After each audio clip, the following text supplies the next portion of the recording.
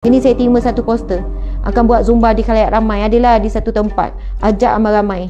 Ramai sekarang yang serta yang 40, umur 40, 50, 60. Wah, apa perempuan pun nak kena jaga aurat. Ada aurat. Kalau tak timbullah lesbian muslimin-muslimat. A'udzu billahi minasyaitonir rajim. Okey, sahabat-sahabat, ini satu zikir yang juga menjadi satu amalan saya setiap hari. Dan kita kena yakin sebab ia daripada hadis Nabi yang sahih, dan ia tentang zikir kepada Allah Subhanahu Wa Taala. Okey, zikirnya ialah hadis Nabi SAW berkenaan dengan zikir ini. Bismillahirrahmanirrahim. Ini adalah hadis riwayat Bukhari, hadis yang sahih. Nabi SAW bersabda, "Man qala la ilaha illallah wahdahu la syarika lah, lahul mulku wa lahul hamdu wa huwa ala kulli syai'in qadir, fi yaumin mi'atan marrah, kanat lahu adla 'ashri riqab, wa kutibat lahu mi'atu hasanah, wa muhitu anhu mi'atu sayyi'ah, wa kanat lahu hirzan minasyaitan yaumahu zalika hatta yumsi wa lam ya'ti ahadan bi afdali mimma ja'a bihi illa ahadun amila aktsara min zalik." Rawahu Bukhari, hadis yang sahih. Nabi SAW bersabda, barang siapa yang membaca la ilaha illallah wahdahu la syarikalah, lahul mulku wa lahul hamdu wa huwa ala kulli syai'in qadir, Nabi kata sebanyak 100 kali. Berapa kali kena baca satu hari? 100 kali. Sebanyak 100 kali dalam sehari. Kalau kita dapat baca 100 kali di awal pagi, sangat bagus sebab kita mulakan hari dengan zikir ini, dapat apa yang Allah berikan daripada awal pagi. Tapi kalau rasa tak mampu, kita boleh bahagikan kepada 5 waktu solat. Satu kali waktu solat 20. 20, 5 kali jadi 100. Tapi tuan-puan sekalian, bila dah biasa, kita boleh habiskan je lepas subuh tu. Boleh je baca sambil bawa kereta ke, tasbih digital ada dekat tangan. Boleh je baca sambil jalan-jalan ke, boleh saja. Tetapi adalah afdal bila kita zikir dengan beri tumpuan. Maksudnya bukan nyambil-nyambil bawa kereta, nyambil jalan, tetapi duduk sekejap lepas solat contohnya. Duduk sekejap waktu duha tu. Duduk sekejap, bagi tumpuan, biar apa yang kita sebut ini pergi ke dalam hati muslimin muslimat. Kesannya memberi kekuatan kepada rohani, memberi kecerdasan kepada otak, memberi kekuatan kepada tubuh badan. Subhanallah, sebab sudah tentu berbeza orang yang menghayati dan memberi tumpuan dengan hanya pada lidah. Sebab itu zikir ada hanya pada lidah, ada juga zikir pergi kepada akal. Akal pun mula hanyut dalam zikir itu, kemudian pergi kepada hati, kemudian pergi pada perbuatan. Tapi kalau kita bawa kereta, memang lidah je lah berzikir, fikiran kita tengok kenderaan, betul kan? Susah sikit, tapi ada juga tumpuan tu. Cuma berbeza dengan orang betul-betul bagi tumpuan. Tapi kalau tak sempat sangat sibuk, jangan tinggalkan zikir ni, walaupun sambil-sambil pun bacalah.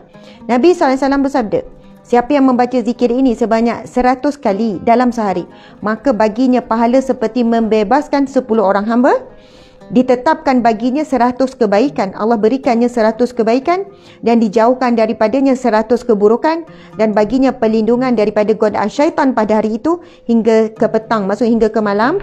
Dan tidak ada orang yang lebih baik amalnya, Nabi kata, tidak ada orang yang lebih baik amalnya daripada orang yang membaca doa ini, kecuali seseorang yang dapat mengamalkan lebih banyak zikir ini.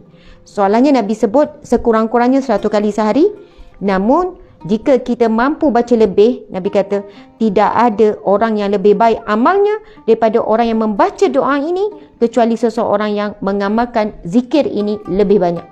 Itu antara orang yang sebaik-baik amalnya. Subhanallah, hadis riwayat Bukhari, hadis yang sahih. Di dalam satu hadis Nabi riwayat Bukhari dan Muslim, hadis sahih, sesiapa membebaskan seorang hamba, Allah akan membebaskan bagi setiap anggota hamba tersebut satu anggota daripada api neraka. Allahu Akbar. Muslimin muslimat, ini hadis riwayat Bukhari dan Muslim. Sesiapa yang membebaskan seorang hamba, Allah akan membebaskan bagi setiap anggota orang tersebut setiap anggota daripada api neraka. Allahu Akbar. Maksudnya muslimin muslimat, zaman sekarang nak bebaskan hamba dah tak ada. Tapi ganjaran membebaskan hamba sangat besar. Allah membebaskan diri kita daripada api neraka. Jadi dengan kita beramal dengan zikir ni, kita dapat pahala bebas hamba 10 orang, bukan seorang.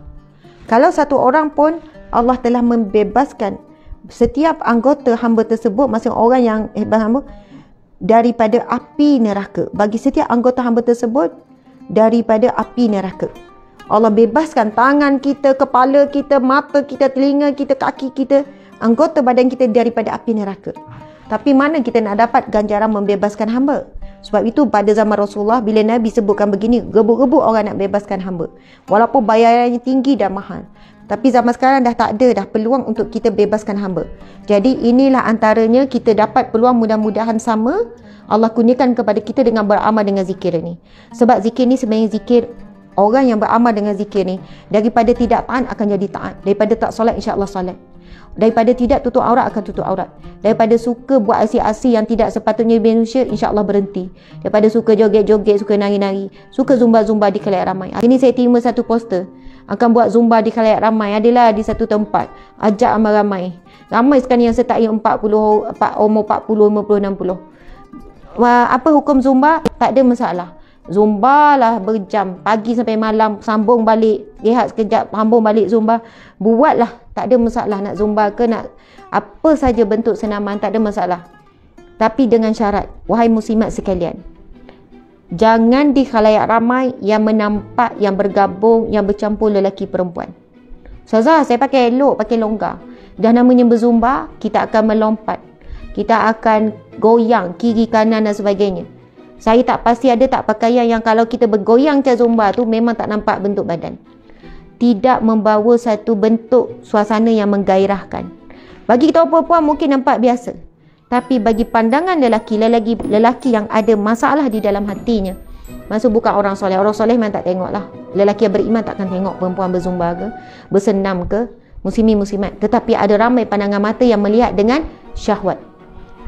Dengan gaya kita panggil apa tu, kalau di depan tu instructor kan, yang gaya biasanya yang depan tu yang akan memimpin dengan pakai seluar legging, dengan pakai baju ketat, pakai tudung singkat, sebab nak tunjuk betul-betul kan macam mana pergerakan. Jadi tapi kalau buatlah zumba di tempat yang tertutup, perempuan sahaja, dewan tertutup perempuan sahaja, buatlah berapa jam pun tak ada masalah. Tetapi tetap kena jaga aurat sesama perempuan. Apa maksud aurat? Perempuan sama perempuan, aurat dia antara lutut hingga ke pusat. Ustazah, atas tak boleh tutup. Tutuplah, sebab itu aib kita. Jadi sama perempuan pun tak boleh pakai ketat. Bukan namanya oh sama perempuan bebas, boleh pakai ketat, boleh pakai ketat atas bawah. Tak, perempuan pun ada aurat, wajib dijaga. Okey, kalau zumba itu bercampur pula dengan non muslim tapi perempuan, wajib jaga aurat. Jadi tuan-puan sekalian, masya-Allah, kenapa saya sebut perkara ni? Sebab ada orang kata, Ustazah, ada orang beramal dengan zikir ni tapi seksi, masuk syurga juga ke? Kan? Dapat juga ke kebaikan ni? Masya Allah. Ada orang tak solat, Ustazah, dia amal zikir ni dapat juga ke? Sebab itu muslimin muslimat, saya sebutkan di sini, dan mana-mana zikir yang kita beramal, orang yang beramal zikir dengan betul-betul dalam hati, dengan betul-betul khusyuk, betul-betul ikhlas kerana Allah, daripada dia suka berzumba khalayak ramai, dia ada mula rasa malu. Zikir ni akan memberikan kebaikan antara kebaikan yang besar. Bila ada sifat malu, itu adalah kepala kepada kebaikan. Sesungguhnya Islam, kepalanya adalah sifat malu. Orang yang ada sifat malu tu dia akan menghalang. Sebab itu Nabi SAW bersabda, fa'ilam tasahi fasna' ma'syita. Siapa yang hilang rasa malu, dia akan buat apa saja. Tapi orang yang ada sifat malu, itulah yang akan memandu dia. Dan antara satu kebaikan yang Allah beri pada manusia, apabila adanya sifat malu, dan Nabi SAW bersabda hadis sahih, al-haya'u minal iman, sifat malu itu adalah sebahagian daripada iman. Jadi sebab itu muslimin muslimat, siapa yang belum lagi mengubah diri ibu itu ini kan, tak apa, kita beramal dulu. Nanti zikir ini akan memandu kita, akan menumbuhkan sifat-sifat orang soleh. Hati kita akan tumbuh dengan sifat malu dan sebagainya. Dan sifat malu itulah akan membimbing dan memandu kita. Muslimin muslimat di mata Allah sekalian, insya-Allah ya, terutamanya wanita, kita jagalah aib kita. Nak zumba tertutup, buatlah macam mana pun tak ada masalah, tak ada orang lelaki lihat, tetapi tetap berpakaian sopan sesama perempuan, pakai ketat. Bila nampakkan tubuh badan pun diharamkan, sebab aurat sama perempuan kan ada. Jadi tak boleh sama perempuan tunjuk, buka, tak boleh, mesti kontrol juga. Sebab apa? Ustazah, kenapa sama perempuan pun nak kena jaga aurat? Ada aurat.